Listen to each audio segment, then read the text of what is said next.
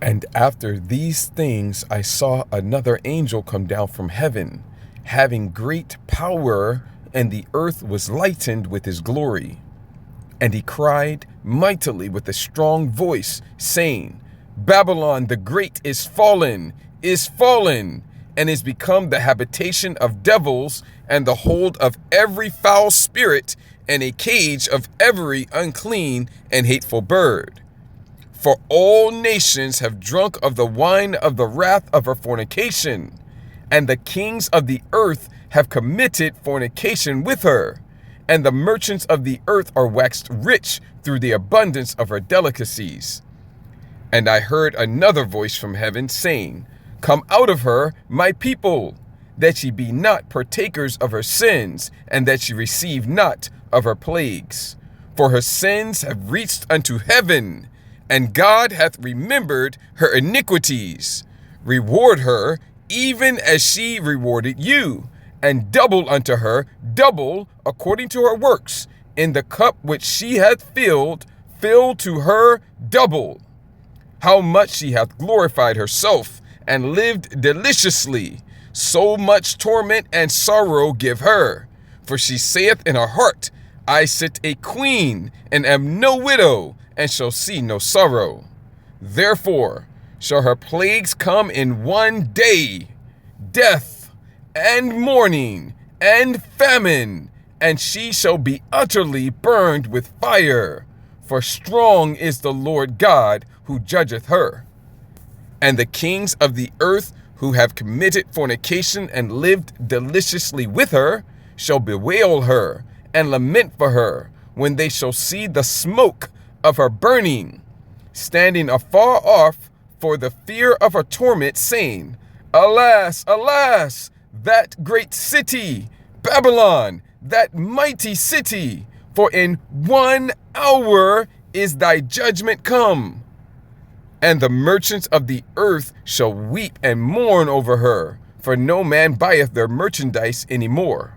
The merchandise of gold and silver and precious stones and of pearls and fine linen and purple and silk and scarlet and all fine wood and all manner vessels of ivory and all manner vessels of most precious wood and of brass and iron and marble and cinnamon and odors and ointments and frankincense and wine and oil and fine flour and wheat and beasts and sheep and horses and chariots and slaves and souls of men.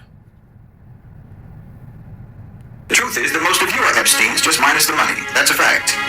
It's like when I was talking about Diddy last time, when the Diddy case was going on. This is the lifestyle, and this is the behavior that your culture applauds, and it endorses, and it teaches you to aspire to. I mean, most people are not going to go through the Epstein files to think about this. They're not going through the Epstein files to try to investigate, the possible architecture of private sector influence that he supposedly operated. They're not looking for that. What are they looking for? They're looking for salacious details about girls and about sex and about sadism and whatnot. Sex parties. That's what you're doing. Scouring through, trying to find the most lurid, the most lecherous, the most depraved information that you can, because you have an appetite for that.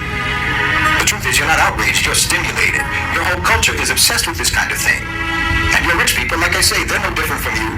They just have money. They just have the money and they have the power to live out what is actually, in reality, your collective fantasy in the West. And when one or two women who are victimized, from the multitude of women who were involved, when victims come forward, because the fantasy actually has consequences on real people. When you actually live it out in real life, the fantasy has victims. So when the victims come forward, then you express shock and you express outrage, which, if truth be told, is driven more by envy than by anything like a genuine conscience. And now you get to be the self-righteous mob, with your torches and pitchforks, storming the palace of the debauched aristocracy, whose lives and whose lifestyles you wish you had, but you don't have. And that's what makes you angry. I mean, be serious. How many music videos, think about this, how many music videos have you seen that are not set in a mansion or by a pool or on an island where you have some male performer who's absolutely submerged in an ocean of scantily clad women who are framed in that video as party favorites? No, you're hypocrites. You're hypocrites. You approve of that fantasy, you promote that fantasy, and you know perfectly well that the rich can and do live out this fantasy in real life, and it's all completely approved of, and it's all completely encouraged and aspired to in popular culture, because your popular culture is continuously in puberty. I said your popular culture is a teenage boy. No, Epstein came from your culture. Clinton came from your culture. Musk, Gates, Summers, whoever else. Yes, everybody knew what Epstein was doing. No question about it. Of course they knew what he was doing. They were doing it too. And they still are. None of these people needed Jeffrey Epstein to provide this kind of thing for them. He was just one of their own, doing what they all do, and living out your collective Western degenerate fantasy. That's a fact. I've talked about this before. We all know you're like this. Everyone in the world knows that you're like this. You can act shocked, you can act disgusted as much as you want, but no one believes you. No one believes you who knows anything at all about your culture, who knows anything at all about your history, and who knows anything at all from their direct experience of your character. You were like this in every country. You were like this in every country that you invaded and that you colonized. You were like this on your plantations. Yes, you lived out your fantasy, your Epsteinian fantasy with African women on your plantations. I said the founding fathers of your country are the original Epstein list. So what are you talking about? You lived out your fantasy in Congo. You lived out your fantasy in Kenya, in Namibia, in Algeria, in the Philippines, in Korea, all across Indochina. You lived out that fantasy in Haiti, in Iraq, in Afghanistan. Now, you've been Epstein all around the world, and you're Epstein right now. In fact, your whole population, you don't want to hear it, but it's true, your whole population is either an Epstein, a pre-Epstein, or a wannabe Epstein. And that's the most interesting thing about this whole thing to me, to be honest. This is actually the most interesting thing. The absurd performance of moral outrage. You do it all the time. And you act as if Epstein is unique. And again, it's just like what you do with Hitler. You know, the brand name of absolute evil is Hitler, even though he was absolutely par for the course as a Western leader.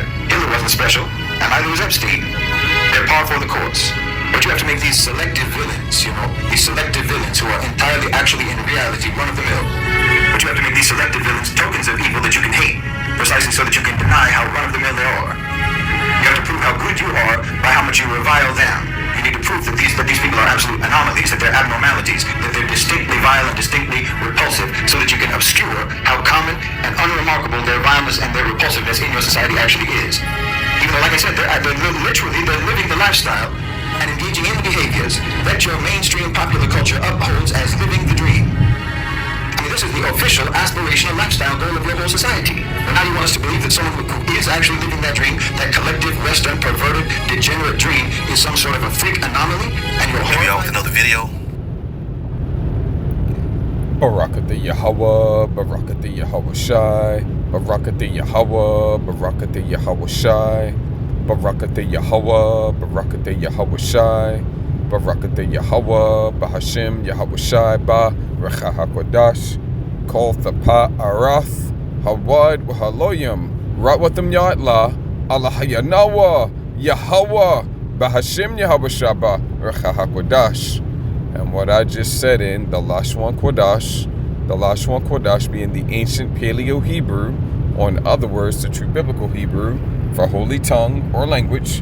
And what I just said is, all glory, honor, and praises abundantly and continuously to our power, Yahweh, the true name of our Heavenly Father, who the world ignorantly and incorrectly calls God, in the name of His only begotten Son, our Savior, our Messiah, our Deliverer, Yahweh Shai, HaMashiach, who the world ignorantly and incorrectly calls Jesus Christ, in, or in other words, through the Holy Spirit.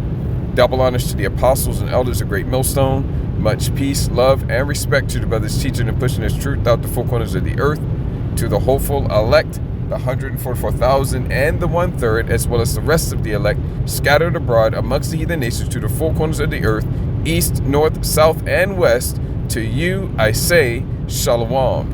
This is your brother Ra'ib Tazadakwa coming back at you again, all through the spirit and power of Yahweh Bahashim Yahweh Shai, with another with another in transit lesson.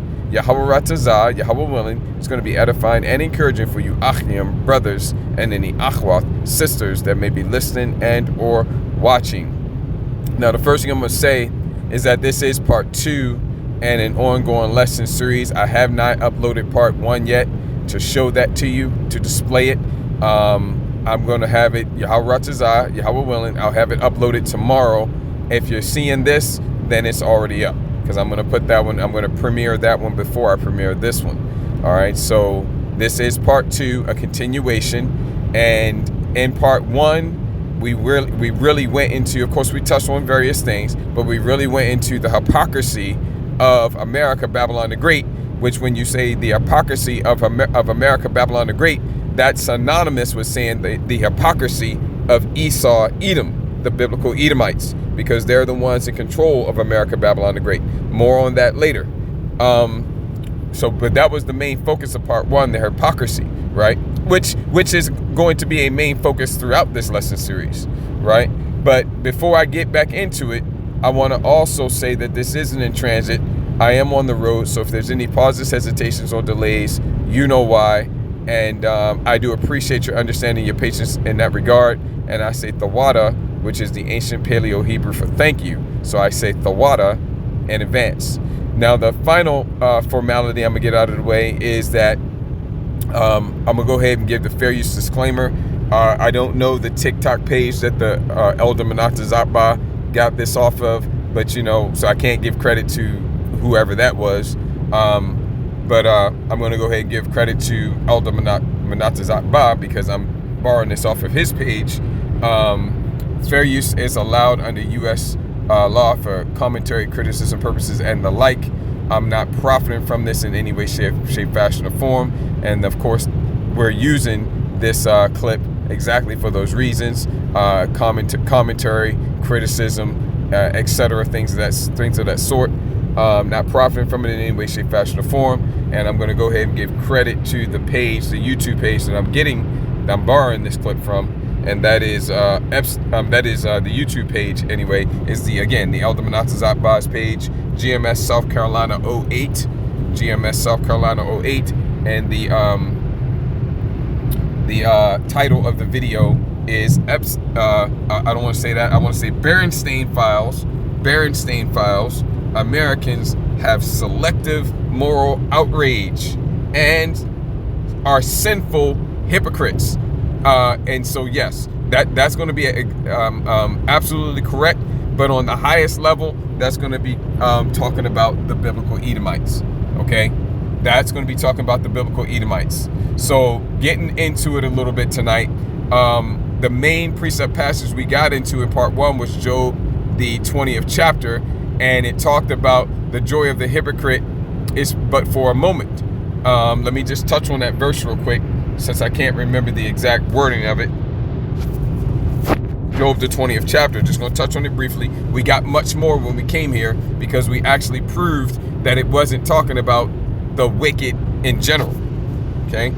It's when it talked about the wicked there and the hypocrite, it wasn't just talking about the wicked and the hypocrite in general, although you can apply it to the wicked in general and the hypocrite in general. Okay, but there is a man to be. Let's go ahead and speak of it, and let's go ahead and speak of it in the singular and in the plural. There is a man that is the wicked, and there is a man that is the hypocrite, and you can speak about him in the singular because that man is Esau, Edom. And when you speak about Esau, Edom, all right, in this context, it's going to be talking about not just him, but all who come from his loins, which would be the biblical Edomites, the nation of Esau, Edom. Okay, the name of the nation is Edom, but we'll say Esau/Edom because sometimes the nation of Edom is referred to by the name of their forefather Esau in the singular, just like the nation of Israel is sometimes referred to as by the name of Jacob in the singular. And Jacob's name was changed to Israel. So, hey, look, we're still being referred to by the name of our forefather because he was first named Jacob and then he was named Israel. Okay. So there is a man who is the wicked, not in general. He is the wicked. Okay. Not a wicked man, the wicked man. Okay. The hypocrite on the highest level with both being wicked and a hypocrite. And we proved that when we went to Job, the 20th chapter. And we're not going to get all back into that, but I just want to show you this verse. This is the verse that brought us here. Okay, when we got much more, but when we got much more than this, but what brought us here was verses 4 and 5, specifically 5. Knowest thou not this of old, since man was placed upon earth, that the triumphing of the wicked is short? Now, again, you can apply this to people of all nationalities that do wicked things. You can apply it to wicked Israelites that do, that do wicked things, right? But are the Israelites the wicked? No. Are these other nations that do wicked things, are they the wicked? No. Okay, and we proved this yesterday. There is a nation that is referred to as the border of wickedness.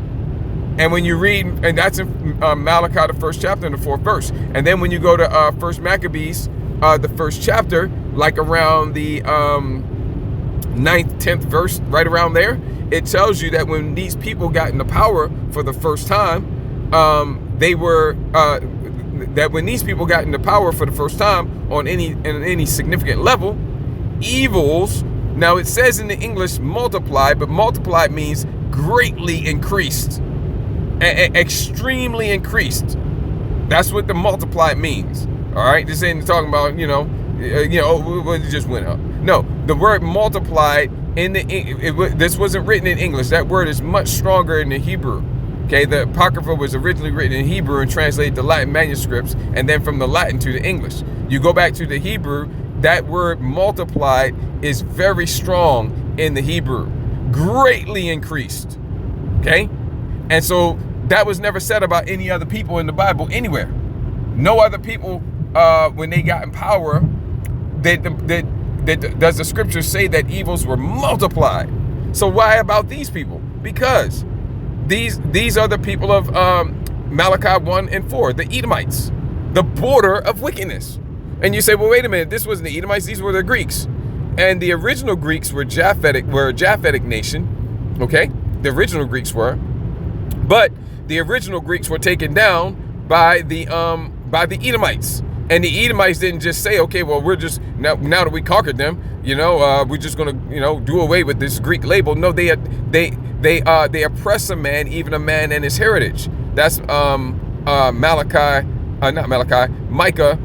2 and what's that, 2 and 1? Let me get that, since I haven't gotten that in a while. Micah 2 and 2. And they covet fields and take them by violence, and houses, Salakia, and houses, and take them away. So they oppress a man and his house, even a man and his heritage. They covet fields and take them by violence. See? So but they don't just stop there. They oppress a man and his heritage. Okay, you're not the Greeks anymore. We are. We're gonna send you over here somewhere, someplace that we don't really care about, and we're gonna slap another label on you. We're gonna slap a new name on you. We're you.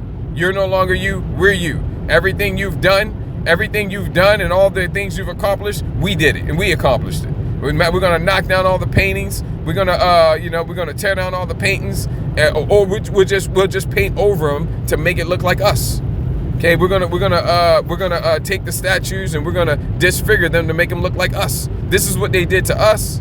Okay, iconoclasm, and this wasn't the first time they attempted to do it. You can read about that, how they sought to paint the image of their likeness in the books of our law, meaning in our scriptures. Okay, they started to paint they tried an attempt to paint the likeness of their images to make it look like the Most High and the angels and the only begotten Son and the Israelites was them. It didn't work back then, but it did work during the Renaissance with iconoclasm.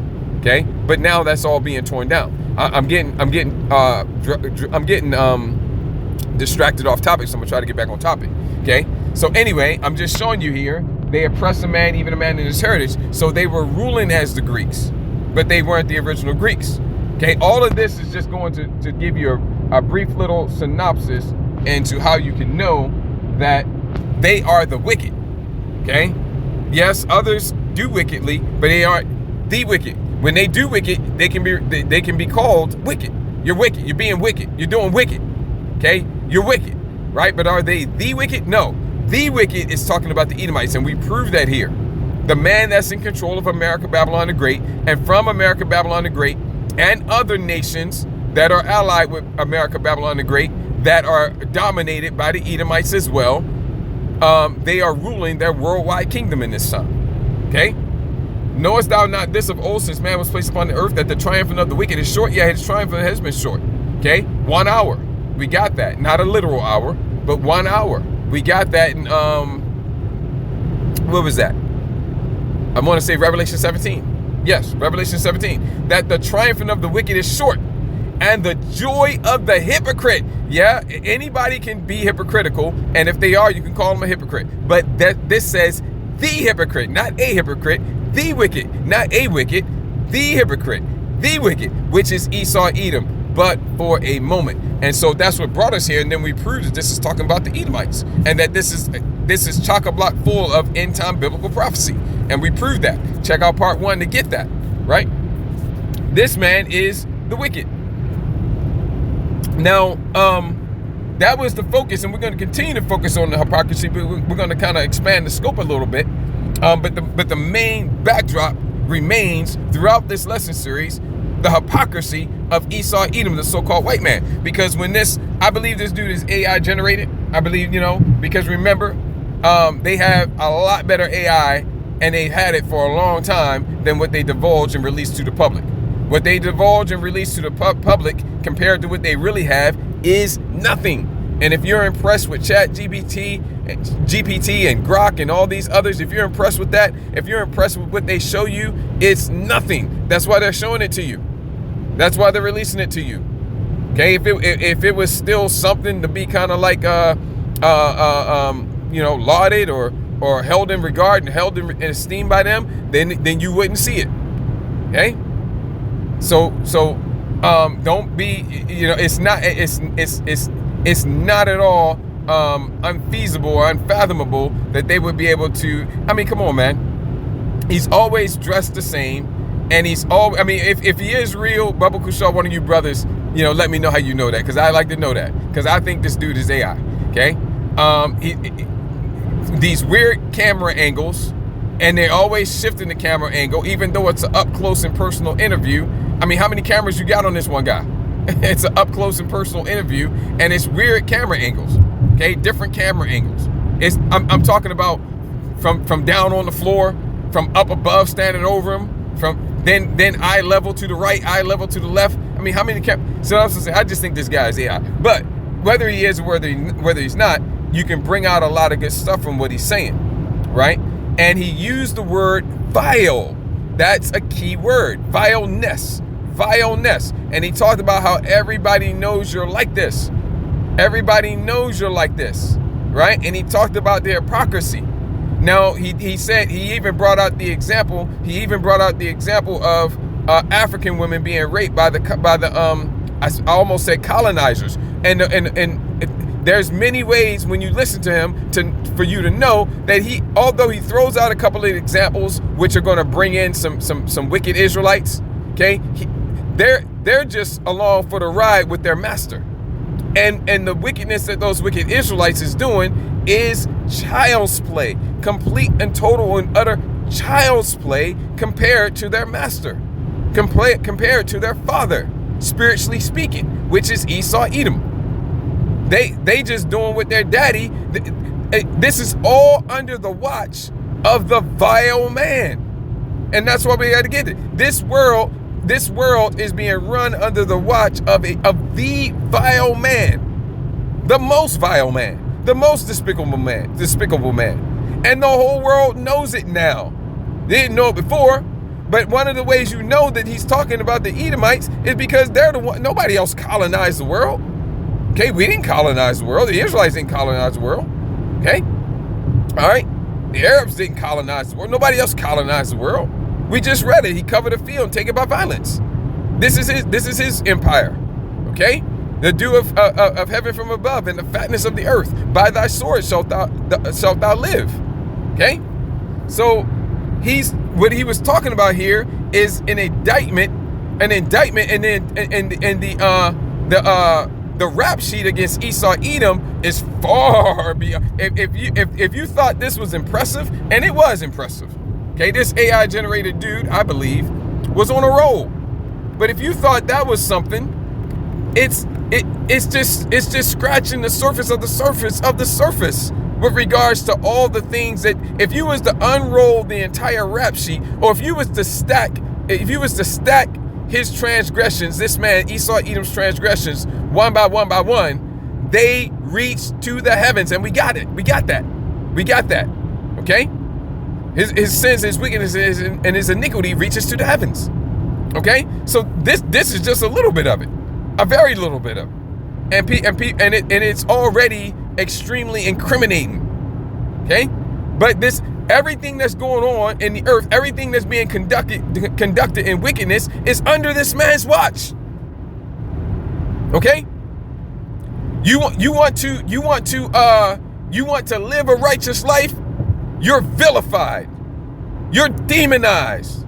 You're ostracized. You're looked at shamefully. You're looked at as weird. You're looked at as what the hell's wrong with you? Okay, all right, and so that's why we got to go to Isaiah 5:20. I'm trying to just give a few starting thoughts before we get into it. So let me try to stick to that, because that's why we got to go to Isaiah 5:20, and that's also why we're going to go to 1 Corinthians 7 as well, and then to the law. Okay, which the hypocrisy, man, the hypocrisy is fucking off the charts. It is. All right, and so he's talking about the Edomites, and you know it several ways. He said your founding fathers, all Edomites. I'm talking about America, Babylon the Great, all Edomites. Okay, the original Berenstain files list. Okay, their founding fathers, all Edomites. Okay, colonizing the world, the Edomites, the French, the Spanish, and the British, America. Okay, that's why a lot of the world speaks French, Spanish, or English. Okay, French, Spanish, or English, or if you don't speak it, that's a popular language to learn, especially the English, since America is Rome 2.0, the capital city of the revived Roman Empire. See? The Edomites of so you can know beyond a shadow of a doubt that what he's talking about is going into the Edomites.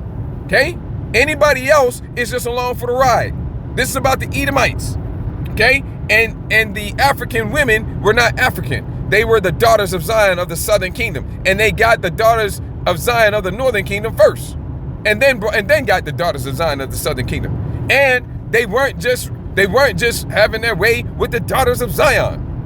They were having their way with the men and the boys too. Okay, this man is the vile base man of the earth, and that's the reason why this is. And everybody thinks they see. It's like we all know. No, you don't know. You have no idea. Okay, you see a little bit of his depravity. Okay, because what's coming out in these Berenstain files, he wants to come out. Okay, I heard somebody playing a clip, and in the clip they were saying that I can't remember the exact wording, but it was something to the effect of the best way to hide something is to let out just enough for people to know and see what's going on, just enough. In other words, you don't tell them anywhere near everything. You tell them just a little bit, just enough for them to feel like, oh, that's it. Oh, that must be it right there. Oh, how terrible. And then that's it. And it pretty much caps people there.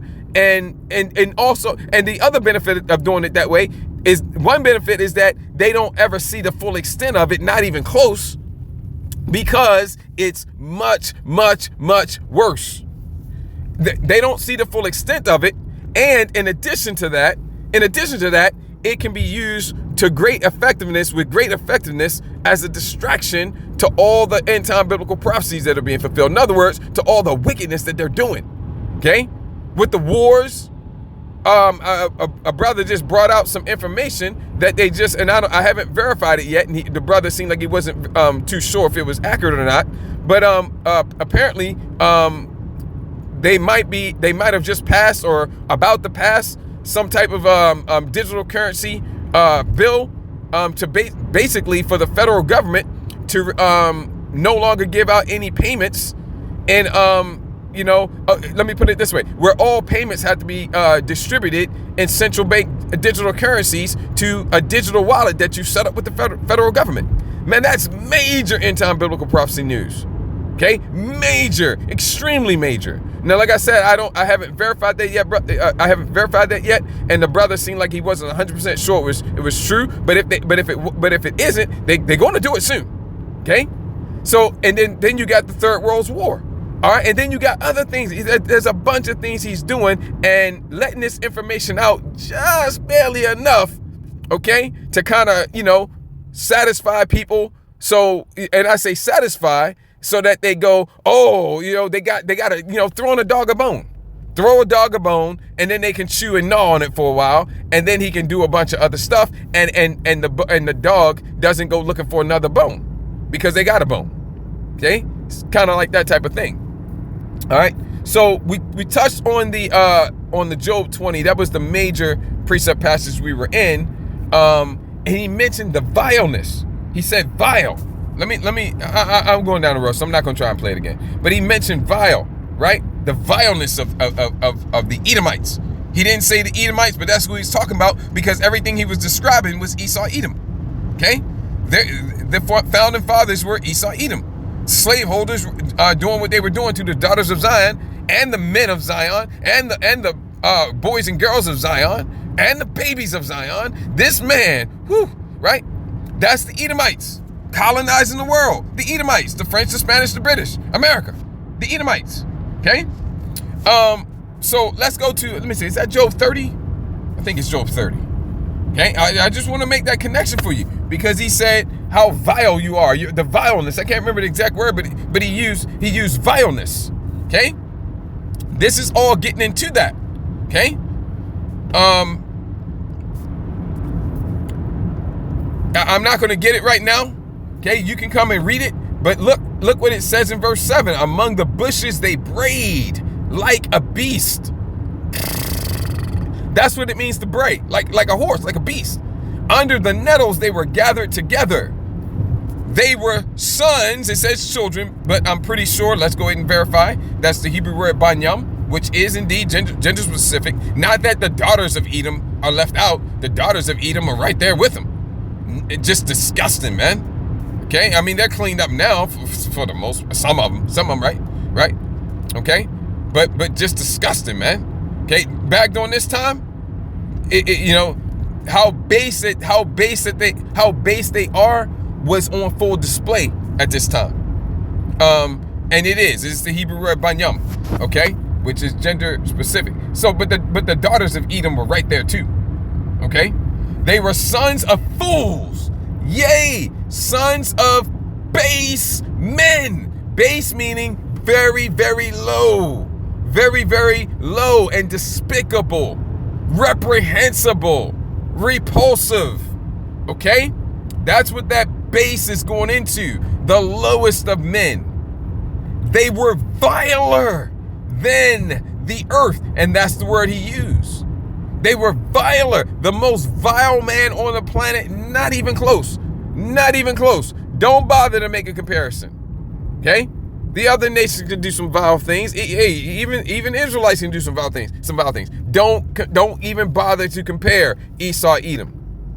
Okay? Yes, he's been cleaned up a little bit to be given rulership of the earth right now for the purposes of fulfilling end-time biblical prophecy. Okay? But this is who he is.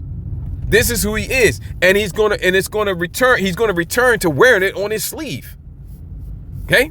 The Most High cleaned them up a little bit to give him rulership of the earth. Okay? To fulfill end-time biblical prophecy. But that doesn't change who he is at his core and in his heart. And even though he's cleaned up a little bit and he's standing up more, he's standing a little bit more erect these days. Even though that's the case, okay? These things and these ways are still in his heart. It's in his spirit. His soul, I'm gonna have to get that. Habakkuk 2 and 4. Hold on a second. Let me get this first. Daniel 4:17. He's been given rulership of the earth. This matter is by the decree of the watchers and the demand by the word of the holy ones, to the intent that the living, talking about those that are spiritually alive, may know, okay, that would be the elect, that the Most High ruleth in the kingdom of men. Okay, tell me something I didn't know. Of course he does, right? That's what you're saying, right?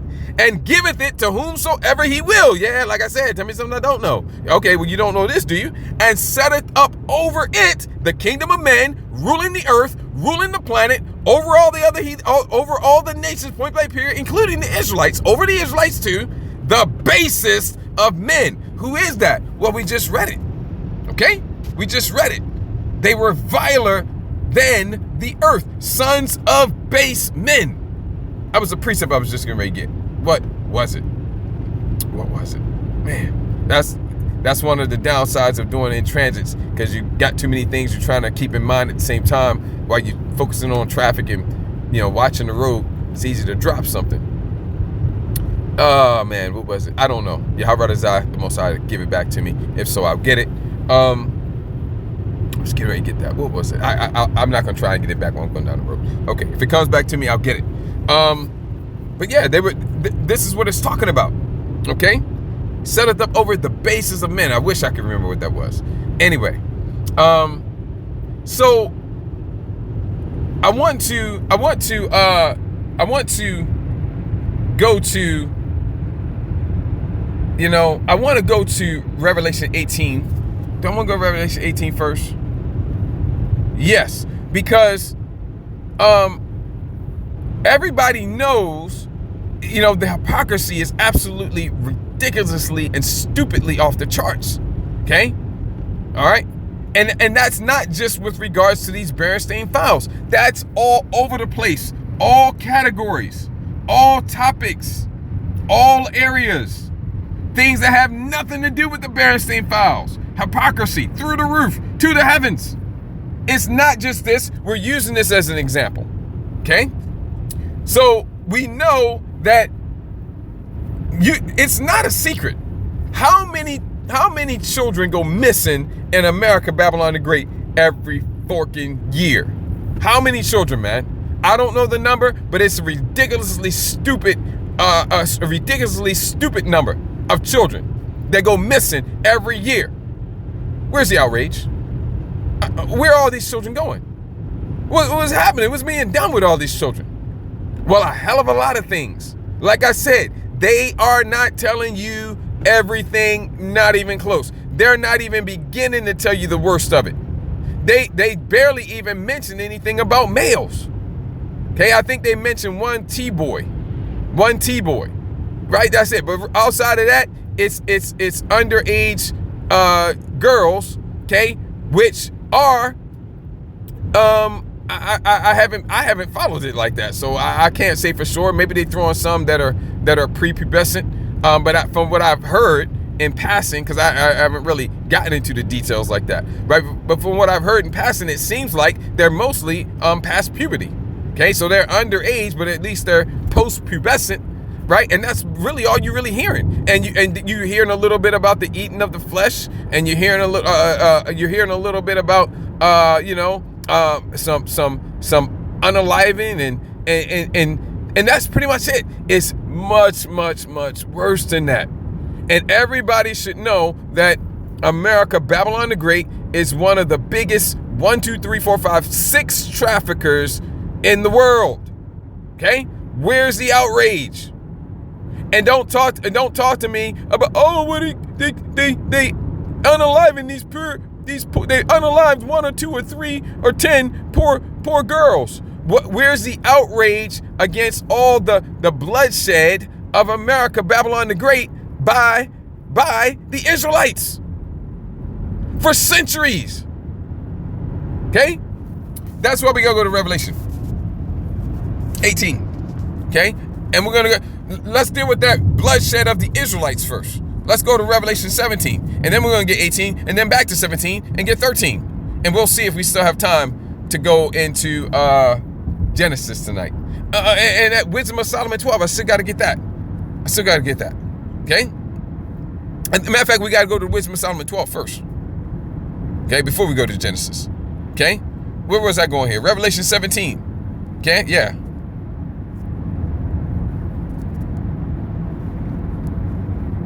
I passed it, going down the road.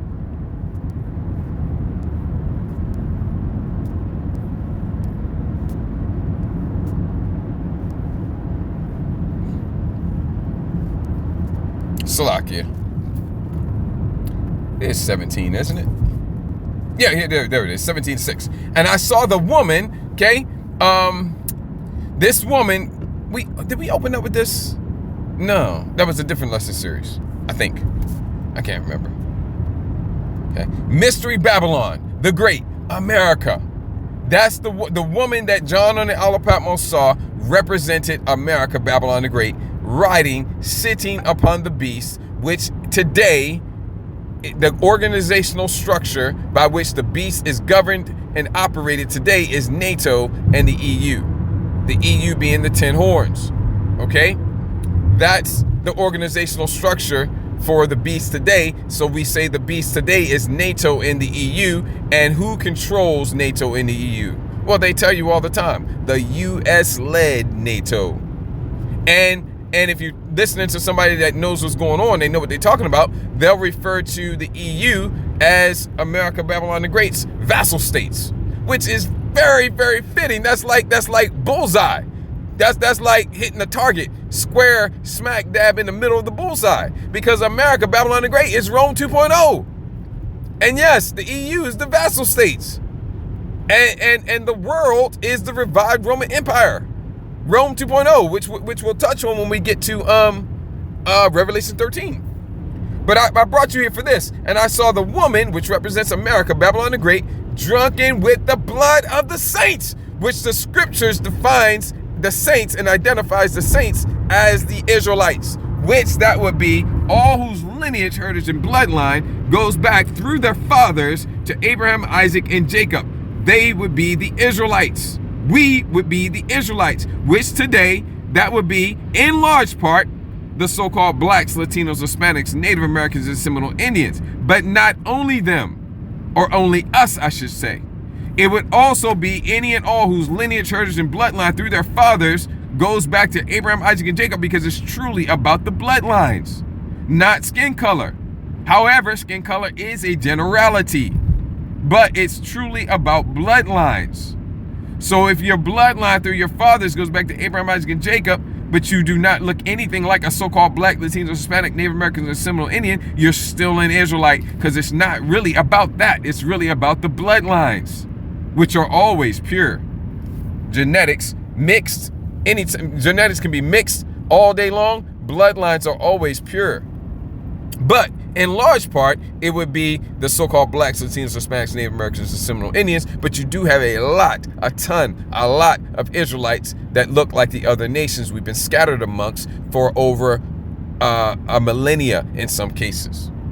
For millennia, just go ahead and make it multiple, 2, okay? In some cases, okay? So she's drunk with the blood of the saints. Where's the outrage, okay? All you get is some fake, phony Black Lives Matter, Brown Lives Matter. Well, wait a minute. I understand why you call them brown, because they're different shades of brown, but why you call us black? We're different shades of brown too, okay? More hypocrisy, okay? And with the blood of the martyrs of Yahushua, okay?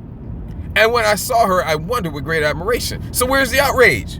Hypocrites, okay? So let's go over here to this Revelation 18, and I just want to show you something here, because this is why I read it. Okay, 1, 2, 3, 4, 5, 6 trafficker of the world. The biggest 6 trafficker of the world is America, Babylon the Great. All right, because these are some of the things that and the merchant of earth shall weep and mourn over her, for no man buyeth their merchandise anymore. The merchandise of gold and silver and precious stones and of pearl and fine. These are all the things that are being sold to America, Babylon the Great. And when you get down to the bottom of the list, you find 2 very interesting things. And slaves. Okay.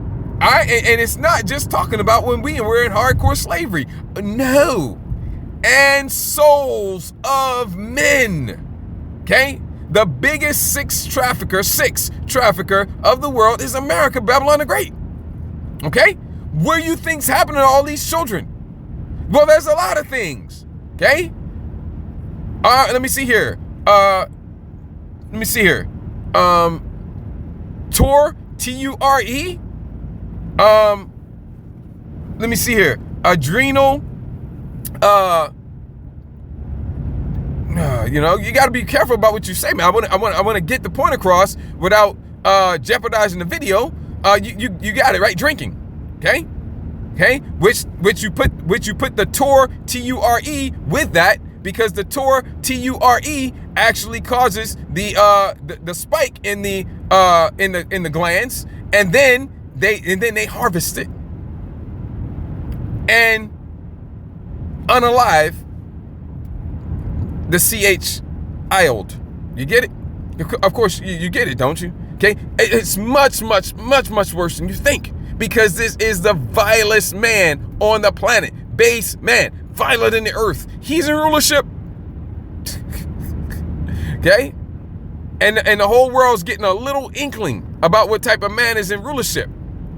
Okay, and that's the reason why things are the way that they are. Okay, souls of men. Okay, all kinds of trafficking, man, all kinds, right? And slaves. Okay, yet this man talks about how slavery is wrong, and oh, we apologize, and this man is it's like Doc Holliday said in Tombstone. He said, my hypocrisy knows no bounds. This man's hypocrisy knows no bounds. It's limitless. Okay, so let's go over to, let me see here, this Revelation 17. Okay, yeah, I wanted to show you. I wanted to show you here, because not only that, this man talks about, like I said, his hypocrisy is all over the place. It's not just limited to things pertaining to the Berenstain Files. Okay, and it's a little hard to handle my precepts going down the road. I'm trying not to read this whole passage. Okay.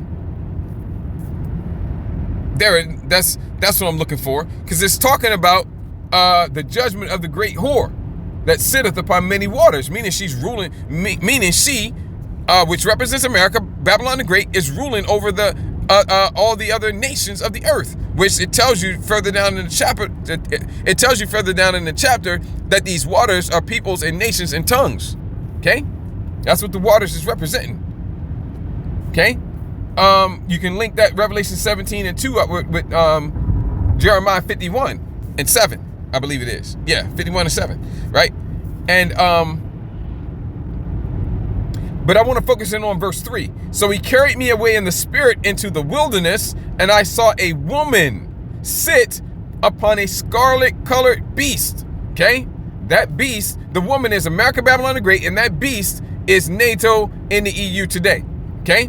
Now, it says a scarlet-colored beast full of names of blasphemy. That's what we came for. Full of names of blasphemy. But when you get down, it tells you that the, let me see here. Making sure I'm not getting my, yeah, right there. Full of names of blasphemy, having 7 heads and 10 horns, right? 7 heads being Greece, Rome, Germania Major, Germania Minor, the French, the Spanish, and the British. Okay, so these are the empires and kingdoms of Esau, Edom, spanning thousands of years. Okay, thousands of years. Okay, and the 10 horns in this day would be the EU. Okay, and so this is the beast that the woman sits upon, and the organizational structure by which the beast is governed and operated today is NATO. All right, so who's controlling NATO? Who's in charge of NATO? Who's sitting upon, riding upon the beast, NATO in the EU today? America, Babylon the Great, the US-led NATO, right? But what we came for is this blasphemy, because while America, Babylon the Great will say that the law of the land is the Bible, that's what Reagan said, and Ronald Reagan, I remember when he was president, he's regarded as like one of the top presidents in recent history. Okay, he's almost like I don't know how to say it. Let me see here. What? Not deified. There's another word. He's like held up as some type of a hero with regards to being a president. And when he was president, they passed some type of honorary law. I don't know the particulars of it, where they made the Bible, the scriptures, the law of the land, and everything that they do is against the Bible. Everything, every law, every actual law that they intend to enact, when they feel like it, it's all against the Bible. they actually blaspheme the scriptures. They blaspheme the Bible. Okay? And let me see, what was that? Yeah, that's over in Revelation 13. That's where we gotta go there. Okay? Okay, everything that's righteous, everything that is in accordance with the law of our Father, they are against it all. Even the things that they would seem to be in agreement with. It's just an illusion. They are against it all. Well, they got a law that you shouldn't steal. They're rape, robbing, and pillaging all the time. Oh, they got a law that you shouldn't murder. They're the biggest murderers on the planet. Look, man, it's just the front. Cap, they say. Cap. Okay? And speaking of Cap, he all about busting the cap up in you, okay? All right? This man is the biggest hypocrite, bar none. Okay? So, but the blasphemy, while he's speaking about the scriptures being the law of the land, and he's speaking about being moral and all that, this man is blaspheming true righteousness all over the place. Okay?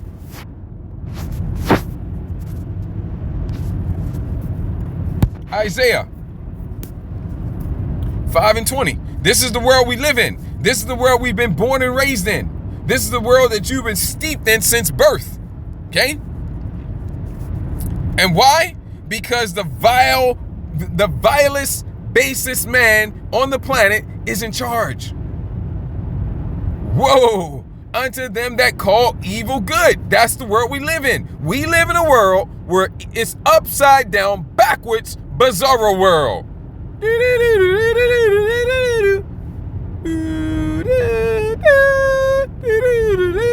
That's the world we live in. Charlton Heston. It's a madhouse. Okay? That's the world we live in. Whoa. Unto them that call evil good. Okay? True goodness is called evil. And good evil. Okay? Hey, the wickedness they do, they call it good. That's good. They approve of that. They applaud that. They uphold that. They protect that. They promote that. But it's evil, but they call it good. True good, they vilify and they demonize. And they criminalize it. They will even kill you for it. In some cases. They will throw your ass under the bus in some cases, and in other cases, they will kill you for it. Okay? And that put darkness for light and light for darkness, completely backwards. That put bitter for sweet and sweet for bitter. This man is doing. Listen, if you want to pursue righteousness with regards to family relations, if you want to pursue righteousness with regards to marriage, the holy way, the old way, seek ye out of the book of the law, and that's a different precept. Seek ye the old path. Let me get that real quick, if I can. Jeremiah 6:16, I think it is. If you want to seek the old ways, it might be 6:21. Let me see. I think it's 21 actually. No, it's 16. I said it right the first time. Thus saith Yahweh, stand ye in the ways and see, and ask for the old paths. Okay? If you want to do that, all right, certain regards we can do that, but it's limited. Because we live in upside down, backwards, bizarre world where true righteousness is it's demonized, it's vilified, it's ostracized, and even criminalized, and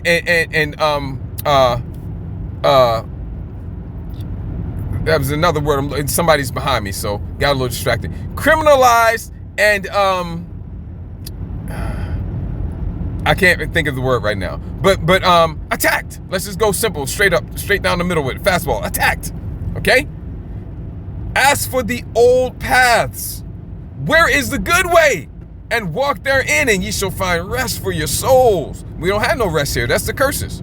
Okay? And we will find no rest. That's the curses. But they said we will not walk therein. Okay? And bear with me while I lose this heathen here who wants to come up on my back. Okay, just bear with me for a second here.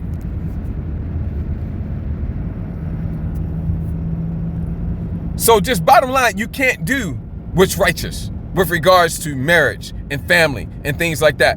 You can't do it. Okay? All you can do is kind of just wiggle around a little bit, okay? Jacob, thou worm. That's what we are. We worms down here, just trying to wiggle around, okay? And just do what we can do, get what we can get, okay? Because we can't do what's really righteous, what we really are set up to do, what's really in our spirit and our hearts to do. And that we pursue righteousness to the best of our ability, but we can't do it. It's outlawed, it's illegal. But yet and still, this man is doing all kinds of vile wickedness and then persecuting, that's the word, persecuting true righteousness. Persecuting it. Okay?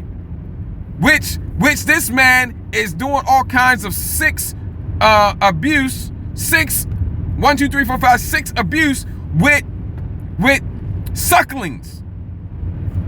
Little ones still on the breast. 2, 3, 4, 5, 6 years old, 7, 8, 9 years old, prepubescent, and he's boys, okay, and on up, of course, okay, alphabet lifestyle, all manner of debauchery, alphabet lifestyle, all manners of that, okay. I'm not going to get into all the different, I mean, come on, man, just there's a reason why it's called the alphabet lifestyle. Because every time you turn around, they add another letter. All manners of debauchery. Oh, that's all good. Oh, that's all fine. Have a parade right here at the Black House. Have a parade right here. Okay? We're gonna pass laws to protect that, promote that. Okay? But if you want to do marriage according to the righteous way, oh, that's illegal now. You dirty old man. I heard some pastor pork chop, some Edomite pastor pork chop refer to Malak Dawadah, King David, as he referred to him as having died as a dirty old man because because those that were around him, that were looking after him when he was up in age, got him a young, I believe it was a Shunammite, which was the tribe of Issachar, okay, a young Issacharite damsel who was basically probably 12 years old, 12 or 13, and they sent her in unto him to see if he got any heat. Okay, and of course, since he was close to death, he didn't get any heat. But if he wasn't close to death, he would have got heat. And what would that mean? That means he would have took her, because she was sent to him to be his wife, and she was probably 12 years old. Okay, in accordance with the law. And he referred to King David as having died as a dirty old man. Okay, see that's blasphemy, man. That's why we're here. Okay, that's why we're in the Revelation. That's blasphemy. No, Slaki, I meant to say that he died as a dirty old man. That's blasphemy. Okay? Because see, here they can do whatever manner of true debauchery they want to do, protect it, promote it, to a point, because certain things they keep under wraps and they don't really push it out in the open like that because it's too far, right? But the bounds of what they can release to the public and promote in the public is always expanding. It's always expanding. Okay, so meanwhile, they're doing all manner of debauchery with anything that's fresh out of the womb and up, including bodies, carcasses, right? But yet, if you want to do marriage according to the righteous law, well, you're under the prison you go, and you probably never see the light of day again. You see? Meanwhile, that's the righteous way. That is the old path. Okay? That is the old path. And, it's perfectly fine for young women who've reached the flower of their age. It's perfectly fine for them to go through middle school, high school, college, getting all kinds of rods and whatnot shoved all up in them, getting slutted out, getting hoed out. Oh, that's fine. That's fine. You gotta experience life. Okay? You gotta sow your royal oats or whatever, however the saying goes. Oh, that's you gotta live. You gotta experience things. That's all fine. That's all fine. That's all okay. That's all good. But for a woman in accordance with the law, the righteous way, the old path, when she becomes a woman, when she reaches the flower of her age, to be given away in marriage and righteousness, oh, that's terrible. No, we're gonna under the jail you go. You pervert. See, everything's completely backwards. So let me prove that to you right now. Everybody knows that Mary was only about 12 or 13 years old when she was taken by Joseph to be his wife. And everybody understands that Joseph was probably in his 40s, if not in his 50s. And that's the reason why. But nobody says nothing about that, right? More hypocrisy.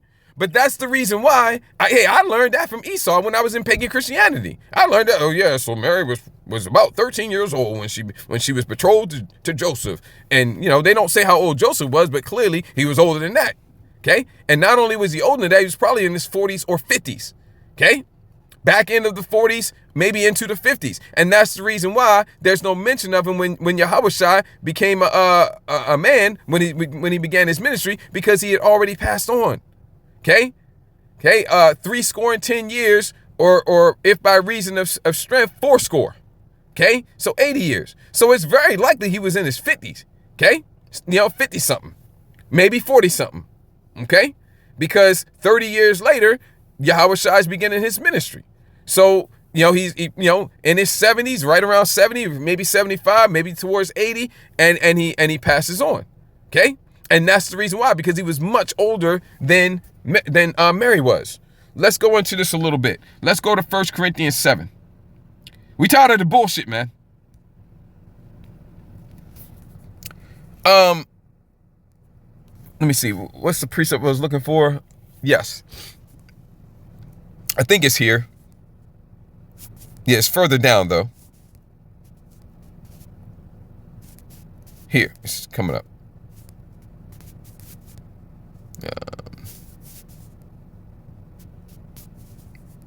Here's coming now.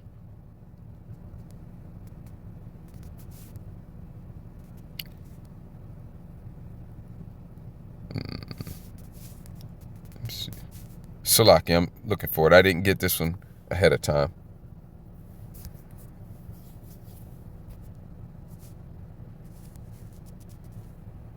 Yeah, here it is. It's further down than I thought. But if any man, this is the Apostle Paul writing here. Let me see what it says up above.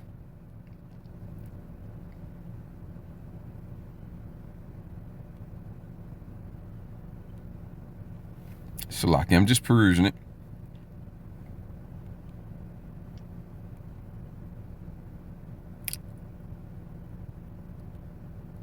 Let me see here. Okay, now concerning virgins, I have no commandment of Adawan, of the Lord, yet I give my judgment. What's his judgment based on? His judgment is based on what Yahushua personally taught him. The Apostle Paul was personally taught and instructed by Yahushua. He said so himself. And so any judgment that he's given is based on that. And it's in accordance with the Holy Spirit, which is guiding him. So this is on point. Okay, all he's telling you is that Adawan, the Lord Yahushua, didn't specifically say this, but this is my judgment based off of what I learned from him, and the Spirit is leading him to say this. So this is not optional. Okay, people like to sometimes play these semantics with the Apostle Paul's words. Man, it's scripture, under the inspiration of the Holy Spirit, based on what Yahushua taught him personally. Okay, and he's given it here. So we have to follow this. And the Apostle Paul says this here: but if any man think he behaveth himself uncomely toward his virgin. Sometimes you see virgin in the New Testament, and it's not talking about a woman that's never had sex. Okay, sometimes you see it and it's not talking about a woman who's never had sex. Other times it is. Let me see what this word is. Okay, and you can't always trust the Greek manuscripts either. Okay, let me see here. Slack, I went too fast. Yeah, so they got the right word here, Parthenos. Because this is a woman who has never had sexual intercourse with a man. If a key word, woman, okay? But if any man think that he behaveth himself uncomely towards his virgin, if she passed the flower of her age. What is that?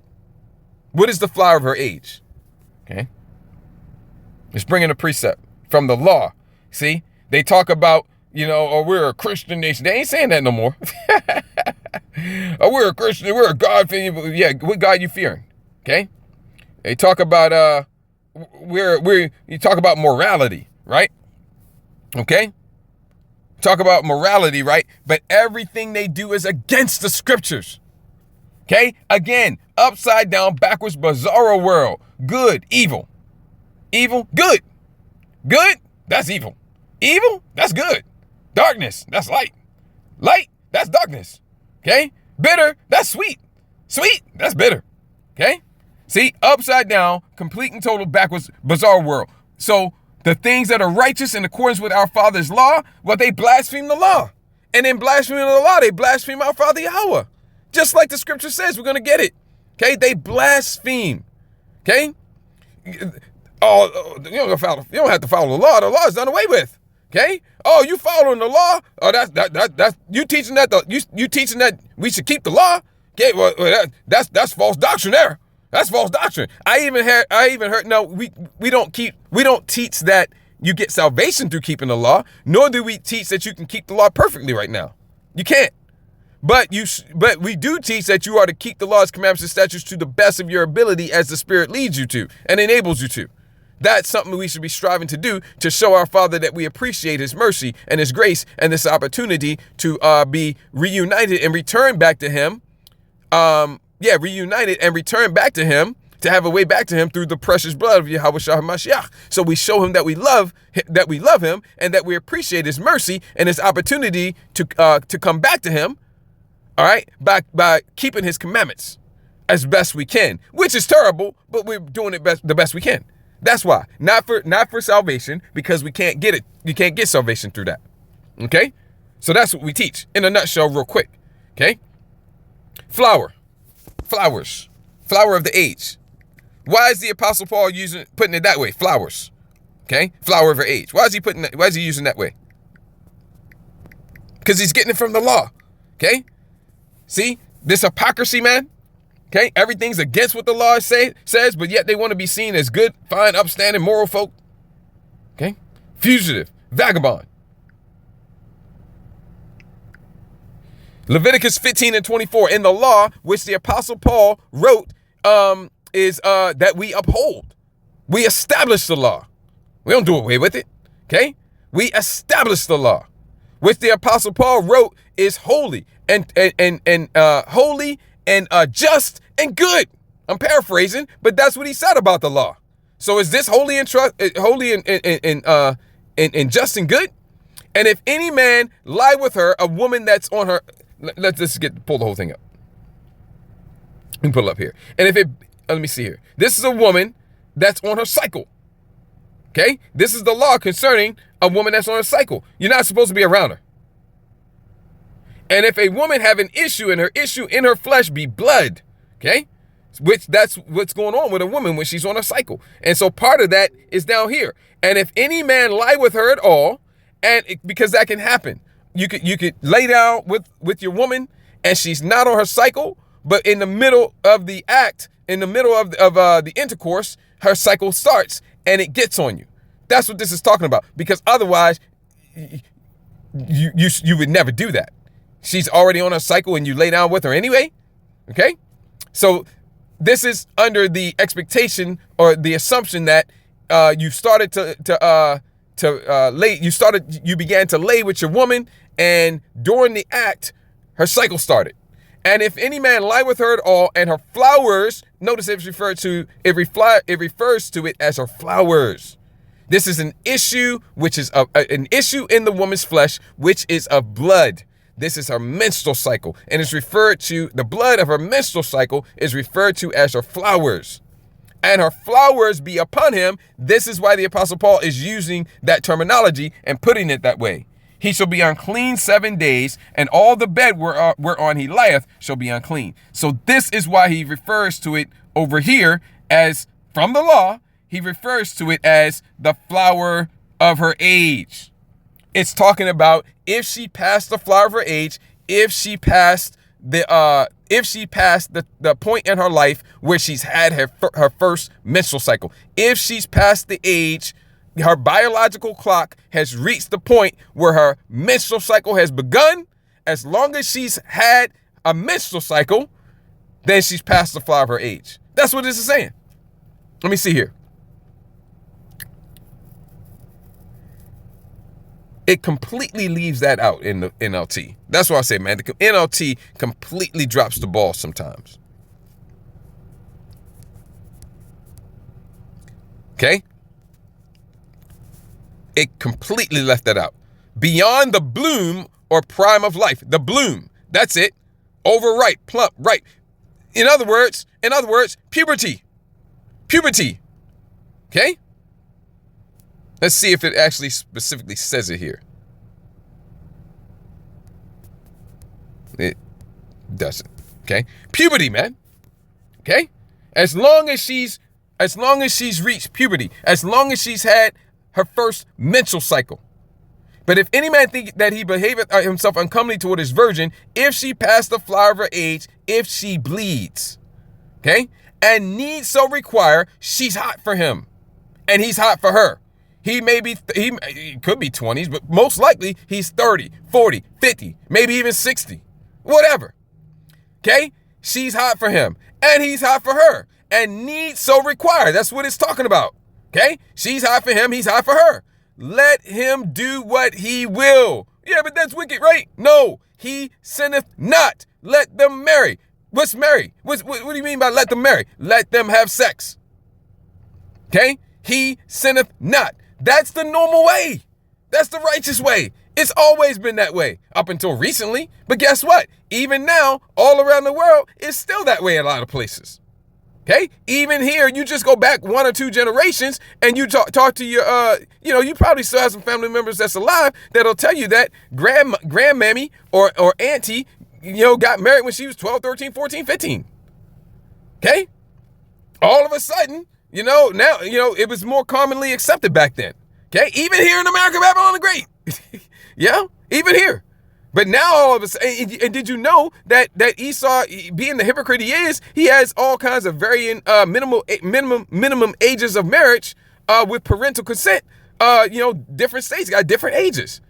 So even here in America, Babylon the Great, you technically can still do it, but he's vilified it so much that there's such a negative connotation on it, and he's made the path to do it legally. He's made it so choppy that even if you try to do it legally the way he says to do it, one slip up or one wrong thing and he got you, and he gonna prosecute you, right? So you just leave it alone. You don't bother with it. But that's the hypocrisy, because it's righteous. This is the righteous way, and he criminalizes it, demonizes it, persecutes it, all of that. Meanwhile, he's doing all manners of debauchery with everything and anything that's fresh, anything and everything that's freshly popped out of the womb, and corpses too. See? So that's the hypocrisy of this man. And he's blaspheming all the while he's doing it. That's why we got the Revelation 17. Okay? So he carried me away in the spirit into the wilderness, and I saw a woman sit upon a scarlet-colored beast full of names of blasphemies. And blasphemies against the Most High were written all over it, having 7 heads and 10 horns, which is, I think that's what we wanted here. We already got down here, we already got the 17-6 as well. So let's go over to Revelation 13. We're going to wrap it there. Okay? We'll get into the Wisdom of Solomon 12 tomorrow night, Yahweh Tazah. Okay? See, what do I want to get here? Yeah, we just got to run through this real quick. I think we just need the 1, 2, and 3. Let me see if we need any more. Yeah, no, we got to get to 5 too, because that's what we're focusing on, right? And 6. Yeah, we got to go down to 6. I mean, we could get to 7, but sake of time, we'll stop at 6. Okay? Okay? Because next thing you know, we're down at the bottom, getting into the charagma, the Revelation 13, verses 16 through 18. So let's go down 1 through 6 real quick. Okay? And I stood upon the sand of the sea. The sea represents, right, the peoples of the earth, the nations of the earth. Okay, that's going over to the waters of Revelation 17, and saw a beast, okay, representing the kingdom, okay, rise up out of the sea, having seven. Well, this one here is again the kingdoms and empires of Esau, Edom, spanning thousands of years. All right, it's going to be a little bit different here, okay? When it describes it, it's a little bit different. And I stood upon the sand of the sea, and I saw a beast rise up out of the sea, having 7 heads and 10 horns, and upon his horns 10 crowns, and upon his heads the names of blasphemies. Okay, blaspheming the Most High. We're going to get to it. And the beast which I saw was like unto a leopard, because the leopard, going back to Daniel 7. Yes, Daniel 7, the leopard represents the Greek Empire. Okay, and his feet were as the feet of a bear, because the bear, this is not to be confused. This is not to be confused with the bear over in Daniel 2. It's like a Daniel 7, because that represented the Medo-Persian Empire, which those were not Edomites. Okay, this is all Esau, Edom in this beast here. So this bear here is representing something different. Okay, that over in Daniel 7, that was the Medo-Persian Empire. Okay, here the Medes were Japhetic people, and the Persians were Elamites, right? Here, this bear is Esau, Edom, and this is representing Russia today, Gog and Magog, Russia, because it has, it was likened to a leopard, but it had the feet of a bear, because the feet of something is what? The end of it. Thinking about that statue in Daniel 2, you had the head, and where does it end? It ends at the feet. And the feet is where we're at right now, the feet of iron, partly iron mixed with miry clay. We're at the feet right now. That's the end of it. The feet represents the end of it, right? So the feet is at the feet of a bear, because Russia, Gog and Magog, is going to lead a coalition of nations against America, Babylon the Great, destroying America, Babylon the Great completely and totally and utterly. But when America, Babylon the Great is destroyed, so will the land of Israel, and really, ultimately, all of Esau, Edom's kingdom is going to go down, and all of the kingdoms of the heathen as well. Their rulership is going to come to an end by Russia. Okay, that's why it has the feet of a bear, and his mouth as the mouth of a lion. The Great Britain, United Kingdom, and the dragon, the ancient Roman Empire, gave him his power and his seat and great authority. Yeah, this is Rome 2.0. This is the revived Roman Empire. And that's what verse 3 is talking about. And I saw one of his heads. Yeah, I already told you what the 7 heads were, right? 7 heads, 10 horns, 7 heads. Greece, Rome, Germania Major, Germania Minor, the French, the Spanish, and the British. Those are the 7 heads. And I saw one of them, one of the 7, one of his heads, as it were, wounded to death. Yeah, it had a deadly wound. It had a deadly wound. And if you get a deadly wound, what are you doing? You're dead. You're dead. You're done. You're done. You're gone. Okay? And his deadly wound was healed. Okay? So does that mean it was not really deadly? Does that mean that it just looked deadly, but he survived? No, it was a deadly wound. And I saw one of his heads, as it were, wounded to death. Okay, it says seemed, but no, it wasn't. It wasn't seen. It actually was wounded to death. It was gone. It was dead, and his deadly wound was healed. It's back. Okay, the ancient Roman Empire went down, gone. Okay, it was gone, man. It was dead. Okay, but now it's back. Okay, it went down. It split into 2, the Western and the Eastern, and the Eastern Roman Empire, ruled by the Edomites, went down, and it was done. Okay, the Western Empire, ruled by us, the Israelites, continued for a while.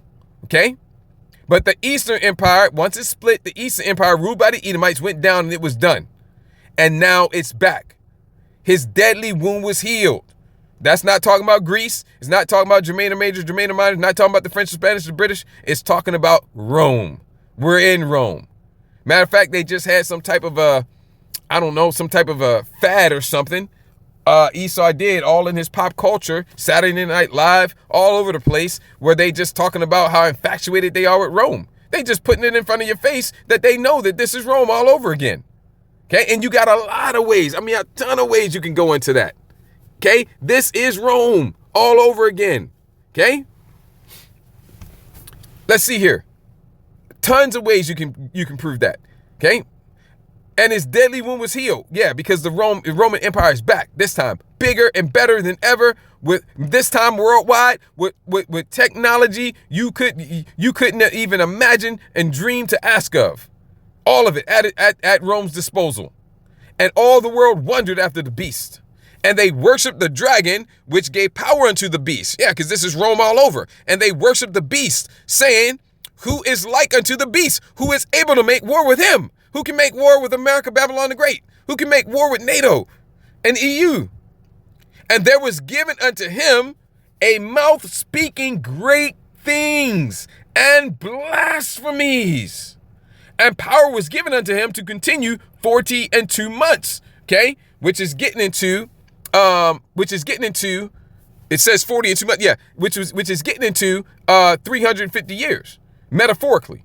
Also referred to as 1,203 score days, a time, times, and half a time, and also 3.5 days. Okay, 40 and 2 months. 3.5 years is really getting into 350 years. All of those different time periods are metaphorically referring to 350 years. And he opened his mouth in blasphemy against the Most High, blaspheming his ways. The ways of our Father, what he likes and what he doesn't like, and how he wants things to be dealt with and handled, is in his law. And they blaspheme it. And they speak evil, they speak against it, they vilify it, they demonize it, they persecute it. Blaspheming the Most High, blaspheming his name. Okay?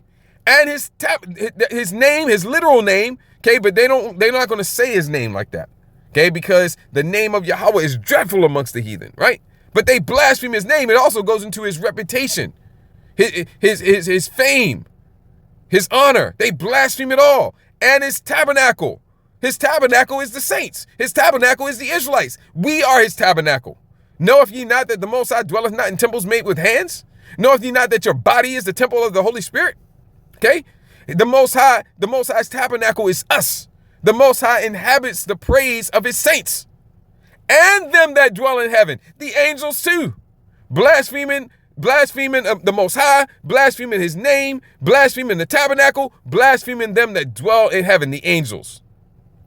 Okay, and it was given unto him to make war with the saints and to overcome them, and power was given him over all kindreds and tongues and nations. Tying over there to Revelation 17, because this woman reigneth over the kings of the earth. See? The blasphemy, man. The hypocrisy. The vileness of this man. See? And so that's why we got to go. I had actually meant, when I started with this Wisdom of Solomon 12 yesterday, and I read verses 1 down to 22, I actually meant to get into it in part 1, but Yahweh Razah, I'm going to start with it in part 3, okay? Because we're going to go from here to Genesis 9, and then from Genesis 9 to Genesis 26, and then we'll see where we go from there, okay? I'm not really sure. Okay, but that's what's up next. And then we might be done with the lesson series there, but we may get a little bit more. It all depends. You can go a lot of places with this lesson series. All right. So wherever the Spirit would have me go after that, whether it's to end the lesson series or continue to get more and bring more out, however the Spirit leads, that's what I'm going to do. All right, just, Yahweh Razah is edifying. And so with that, I'm going to go ahead and wrap this up. Before I do, I want to give all glory, honor, and praises to Yahweh, Bahashim, Yahweh Shabbat, Recha HaKodash. Double honors to the apostles and elders of Great Millstone. Much peace, love, and respect to the brothers teaching, pushing this truth out the four corners of the earth. Adonai Razah, that's what's edifying and encouraging to you, Achim, and any Achwah that may be listening and or watching. Ayashmi Akwana, Azanim Shemai. Let him who has ears to hear. Kwam Yasharala, Baba Kosha Abai Babal Aitha, Wakal Adawam. Shalom Lahabachariam, peace to the elect. Shalom.